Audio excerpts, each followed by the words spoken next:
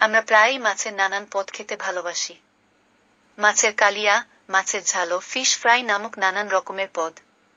তবে রুই মাছ দিয়ে পাতলা ঝোল একটি অত্যন্ত সহজ ও সুস্বাদু বাঙালি পদ। আজ আমি বাঙালির ফুলকপি দিয়ে পাতলা রুই মাছের ঝোলও রেসিপি রান্না করে দেখাবো। আর এমন মজার মজার রেসিপি প্রতিদিনই আমার চ্যানেলে আপলোড হয়। দয়া করে ভিডিওতে একটা লাইক দিয়ে ভিডিওর পরবর্তী অংশটুকু কন্টিনিউ করবেন।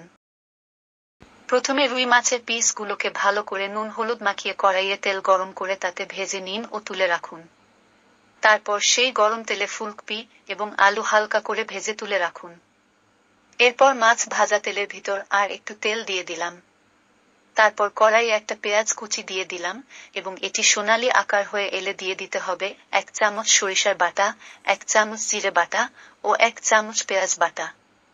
মশলাগুলো যেন পুড়ে না যায় এই জন্য দিয়ে দিলাম সামান্য পরিমাণ পানি।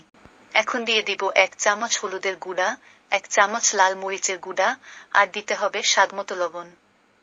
এখন সবগুলো ভালোভাবে নেড়েচেড়ে কষিয়ে নিতে হবে।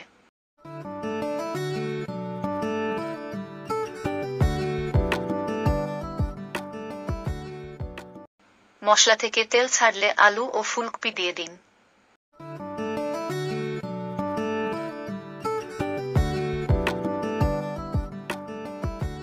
ভালো করে মশলার সাথে মিশিয়ে নিয়ে সামান্য পরিমাণ পানি দিয়ে দিন। এবার সবগুলো আবার একটু ভালোভাবে কষিয়ে নিন।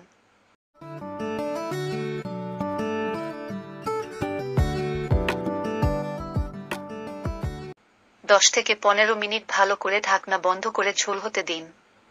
মিনিট 15 পর ঢাকনা খুলে মাছের টুকরো দিয়ে দিন। ভাতের সাথে ফুলকপি দিয়ে রুই মাছের ঝোলও খেতে খুব সুস্বাদু। ফুলকপি দিয়ে মাছের ঝোল বানানোর সহজ ঘরোয়া বাঙালি রেসিপি। এটি একটি বাঙালি রান্না যা দুপুরে বা রাতে বানিয়ে খেতে পারেন। শেষে ধনেপাতা ও চেরা কাঁচা লঙ্কা ছড়িয়ে নামিয়ে নিলেই তৈরি ফুলকপি দিয়ে রুই মাছের ঝোল। ঘরে অসুস্থ মানুষ থাকলেও হালকা ফুলকপি দিয়ে রুই মাছের ঝোল দেওয়া চলে। শীতকালে আপনি ফুলকপি ছাড়া শিম দিয়েও ঝোল তৈরি করতে পারেন। আশা করি আজকের রেসিপিটা আপনাদের অনেক ভালো লেগেছে। আর এমন মজার মজার রেসিপি পেতে দয়া করে আমার চ্যানেলটা সাবস্ক্রাইব করার অনুরোধ রইল। আবারও দেখা হবে নতুন কোনো রেসিপি নিয়ে। সেই পর্যন্ত সকলেই ভালো থাকুন। আল্লাহ হাফেজ।